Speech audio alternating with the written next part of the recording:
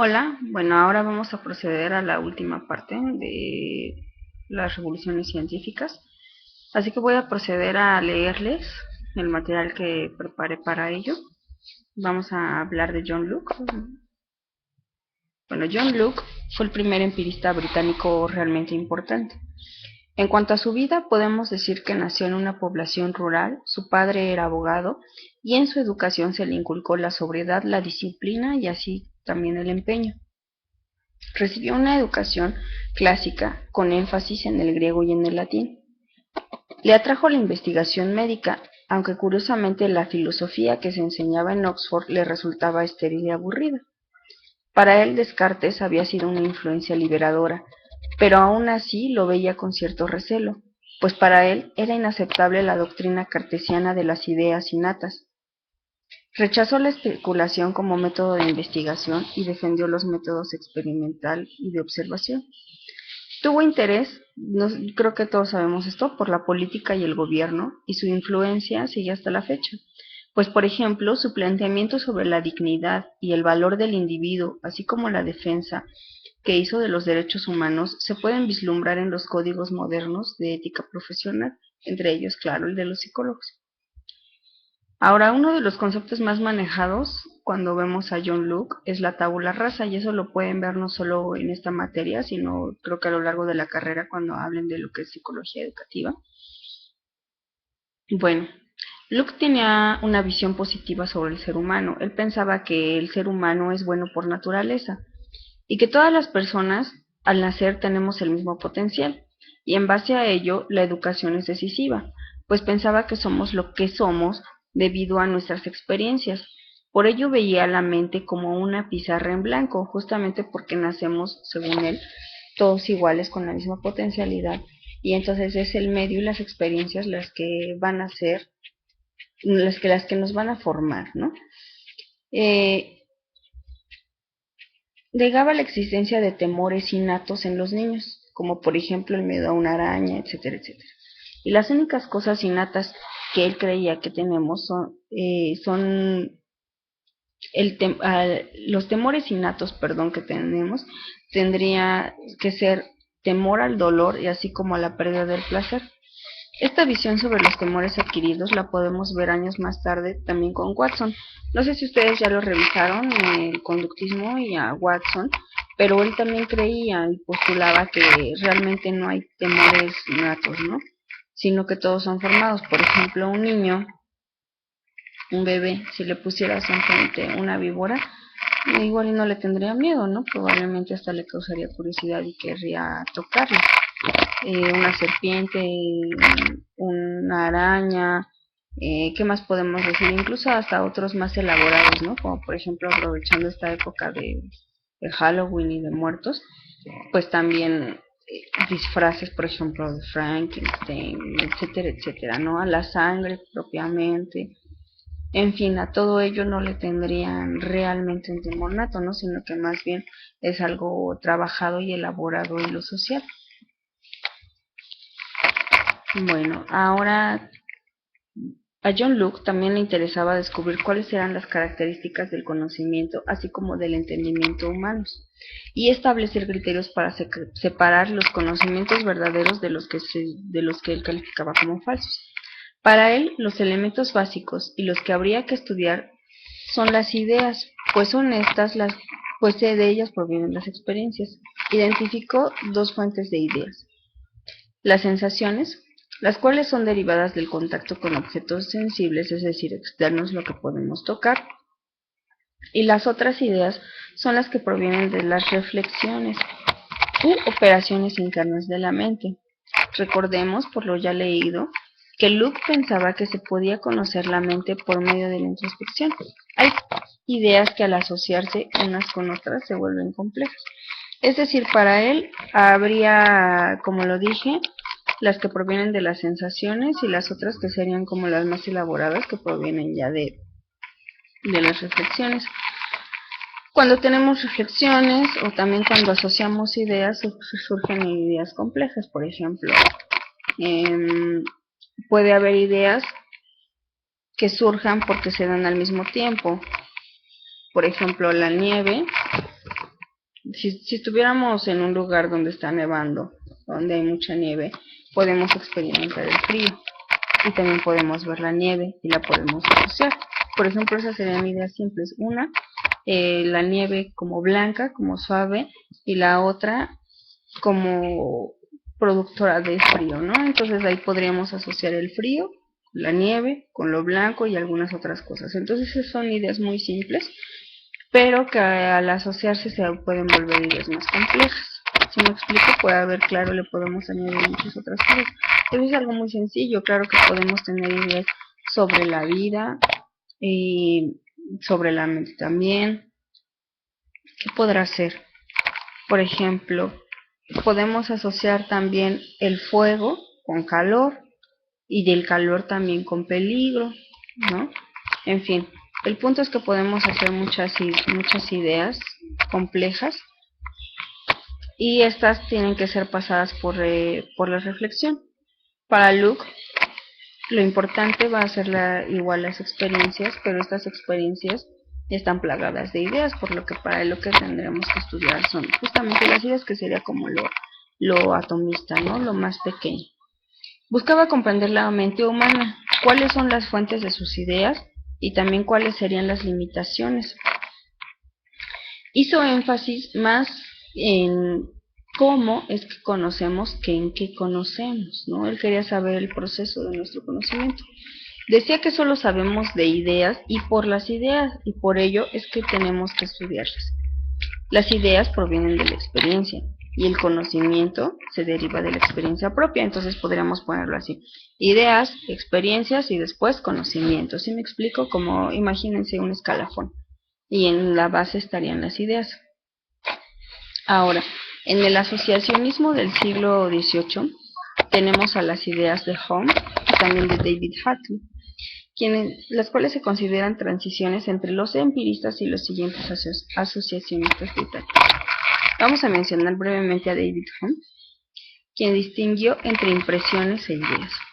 Las ideas para él son copias débiles de las impresiones, muchas de las cuales provienen de las sensaciones. Para David Hume sería siento y luego existo. No puede haber algo que no haya pasado antes por los sentidos. Existe una conexión causal, entre ideas y sensaciones, cuando se dan juntas y entonces se forman las asociaciones. Las ideas simples, esto es algo un poco parecido a lo de Luke. Las ideas simples se combinan en la mente y forman ideas complejas de acuerdo a tres leyes o principios de asociación, que serían la semejanza, la contigüidad en el tiempo o en el espacio y las relaciones de causa y efecto. No sé si ustedes ya vieron la Gestalt, y en la Gestalt también se plantean algunos principios parecidos, como precisamente la semejanza, la contigüidad, el cierre, etcétera, las cuales están sujetas a la percepción. Y entonces aquí tendríamos un antecedente claro de ello. Ahora vamos a pasar a David Hartley. Él pensaba que debían estudiarse mente y cuerpo, ya que estas están relacionadas en forma biológica, es decir, no al dualismo como lo planteaba Descartes. Los objetos del mundo externo actúan en nuestros órganos sensoriales. En el cerebro, las vibraciones y las ideas se asocian cuando ocurren de forma simultánea varias veces. Las asociaciones podían explicar y eran fundamentales para la existencia. Las asociaciones podían explicar y eran fundamentales para la existencia de las ideas, opiniones, etc. Su asociacionismo tiene un trasfondo y fundamento biológico que no se encuentran en los demás asociacionistas. Él tenía experiencias como médico y biólogo, lo cual era carente en los demás filósofos. Es decir, este asociacionista tenía en cuenta también lo que ocurría a nivel biológico, puesto que tenía experiencia como médico y biólogo.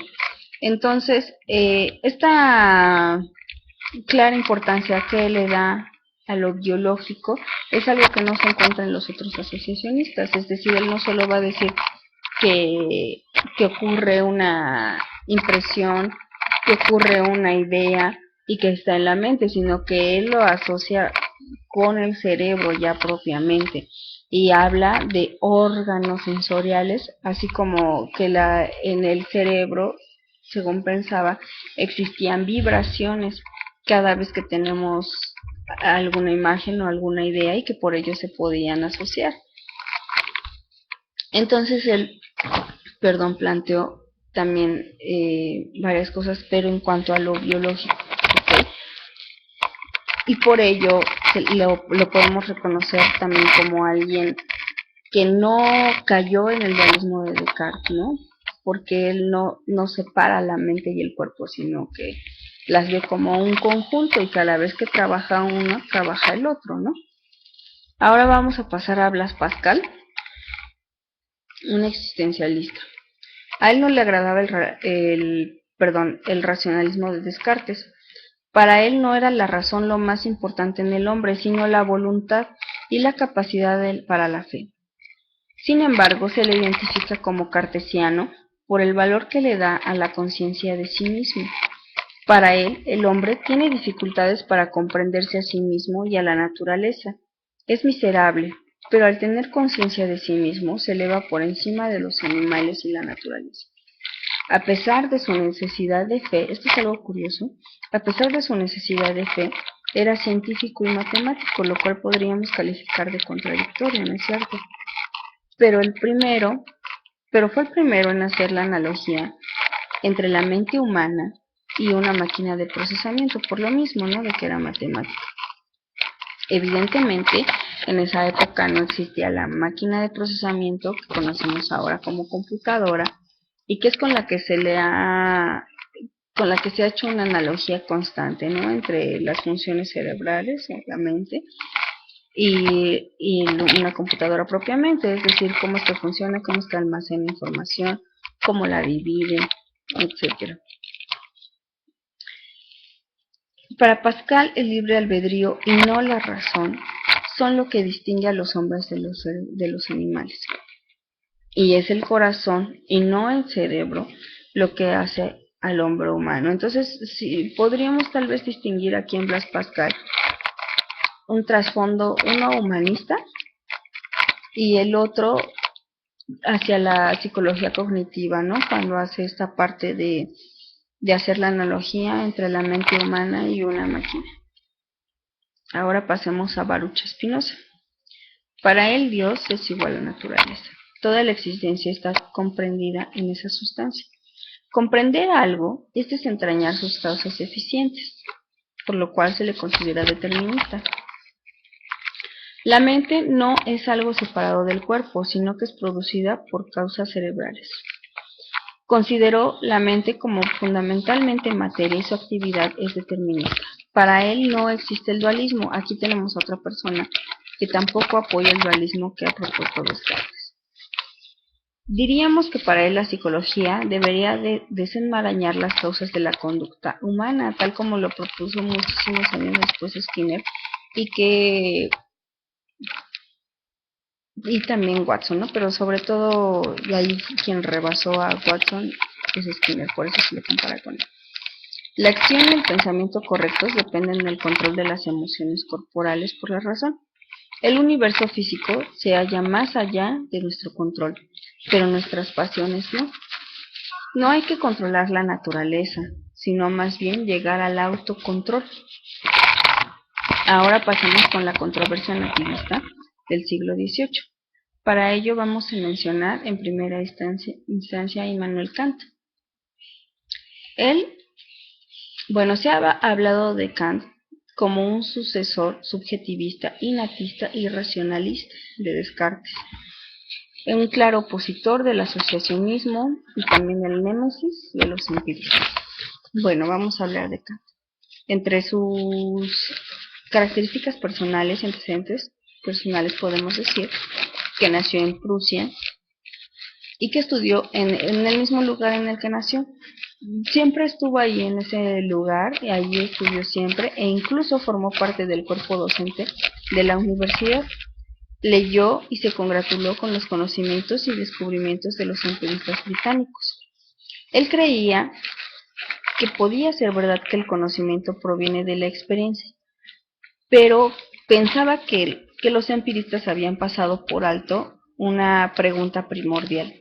Si es que para ellos lo más importante era experiencia, Kant se preguntaba ahora, ¿cómo es posible la experiencia misma? Pensaba que todo lo habían sustentado en ellos sin saber de dónde proviene la experiencia como tal. Entonces, a su propuesta se le llama nativista porque creía que hay categorías del entendimiento que no son innatas y por lo tanto no dependen de la experiencia. Este era el juicio a priori y a juicio a posteriori, el cual era derivado de la experiencia, el posteriori, claro. Para él había tres categorías importantes en la mente humana. Uno, la cognición. Dos, el afecto, y tres, la motivación. Ahora, el ejemplo para explicar ambos juicios. Kant decía que aprendemos nuestro idioma materno como consecuencia de la experiencia, lo cual sería un juicio a posteriori, pero que tenemos la capacidad de aprender el idioma. Eso es un juicio a priori. Es decir, que tenemos la misma capacidad cuando nacemos de aprender cualquier idioma. Y el que aprendemos, pues es el que está en nuestro contexto. Según Kant, las ciencias deben empezar por conceptos establecidos a priori, sobre la base de la razón pura. Las ciencias verdaderas abordan objetos observables que pueden identificarse en un tiempo y espacio establecido. Pensaba que la psicología no podía ser una ciencia verdadera, ya que carecía de dicho fundamento. Además, creía que la racionalidad humana es limitada e inadecuada para abordarse a sí misma. También afirmaba que era imposible que la psicología realizara experimentos verdaderos, ya que observar los estados mentales inevitablemente modificaría los estados mentales observados. A mí me parece que esto es una idea y una propuesta bastante interesante, porque hasta la fecha hay muchos psicólogos, sabemos, que planteamos que el hacer el autoanálisis es algo casi que imposible, porque nosotros mismos nos vamos a defender y nos vamos, seguimos analizándonos bajo nuestro propio marco, ¿ok? Entonces, si nos estamos analizando bajo nuestro propio marco, el personal, ¿cómo es que podríamos avanzar o cómo es que podríamos ver algo diferente? Por ejemplo, en el psicoanálisis, se podría plantear que no lo podríamos hacer porque inconscientemente siempre nos vamos a estar protegiendo, ¿no?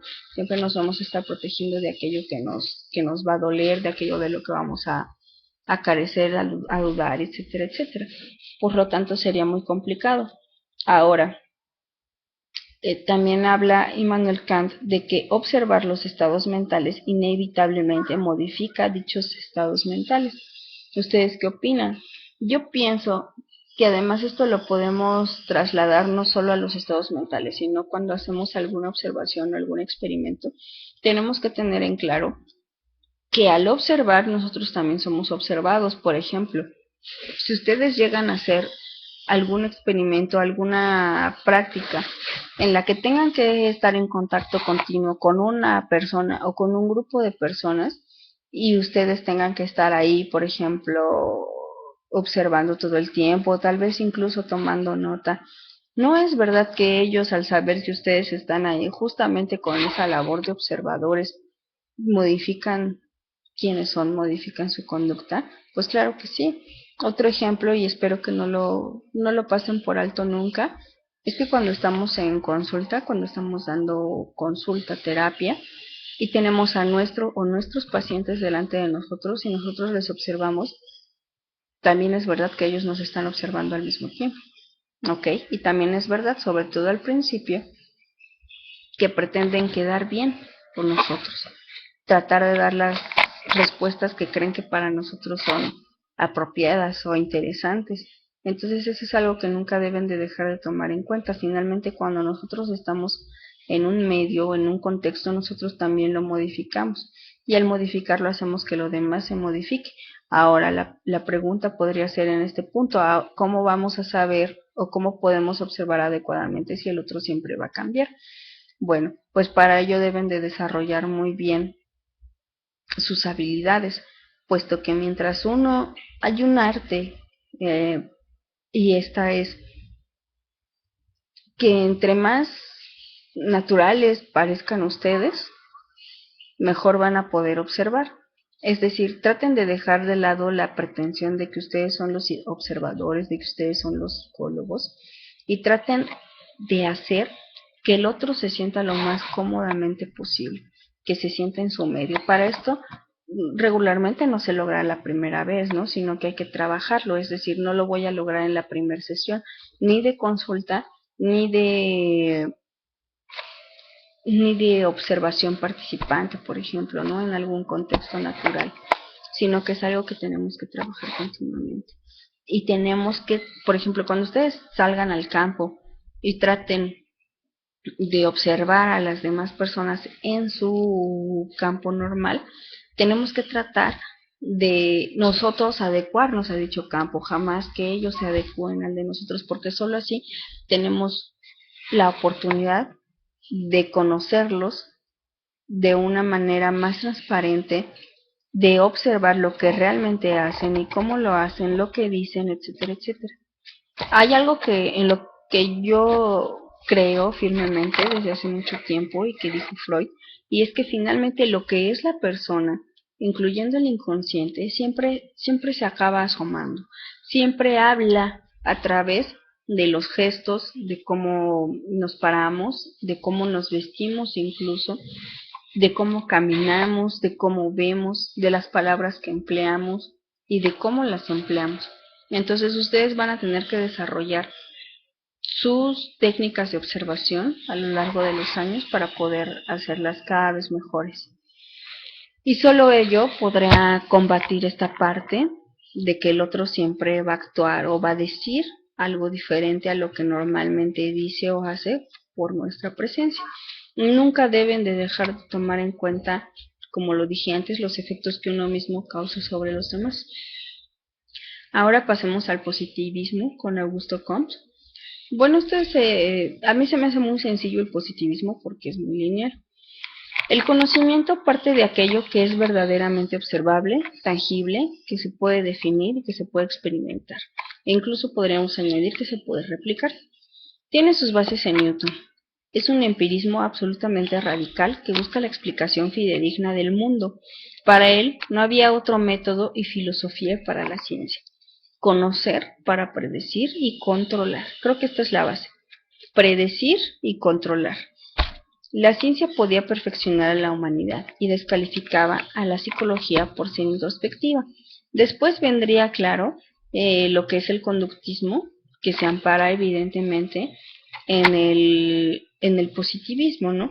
Y para el conductismo, en sus bases se encuentra esta parte de lo que sería tangible, lo que se puede medir, lo que se puede cuantificar, lo que se puede observar claramente, que no debe dejar lugar a dudas, que pueda tener parámetros y finalmente que se pueda, una conducta que se pueda predecir para tener también una conducta que se pueda controlar.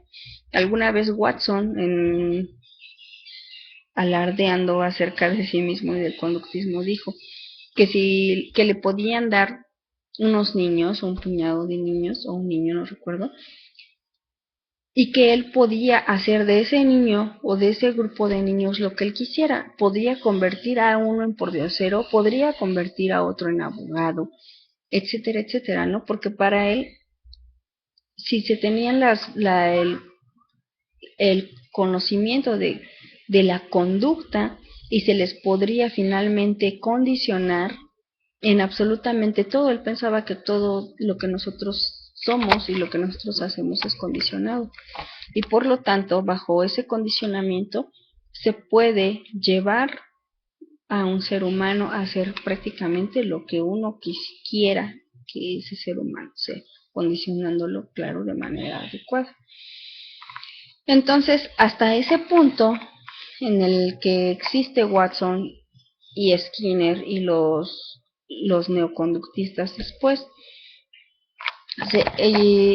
esa parte se puede reconocer como ciencia, porque como ciencia positivista, porque finalmente ellos sí se apegan a todo esto, ¿no? Lo que serán las mediciones, lo cuantificable, observable y claro, replicable. Entonces, bueno, esto sería todo lo que tendríamos que hablar. que ya pasamos desde los antiguos hasta ahora el positivismo, ¿ok? Espero que esto les sirva para comprender un poco mejor y también para su cuadro comparativo. Los leí, aunque muchos todavía no están en plataforma calificados, pero yo ya los tengo bajados y calificados todos. Solo que a veces me atraso mucho porque tengo cierta obsesión con que todo esté listo al mismo tiempo y si no, como que no puedo avanzar, ¿no? Entonces, no puedo dejar que algún trabajo se me vaya. Tengo que tratar de calificar todos al mismo tiempo y también quería tener todo esto listo para ustedes para que tuvieran un referente y que yo les pudiera decir, puedes ver este material y espero que te apoye, ¿no? Porque lo que más me interesa es su comprensión y espero que esto pueda contribuir a ello. Les mando un gran saludo y también les agradezco mucho por su atención. Gracias.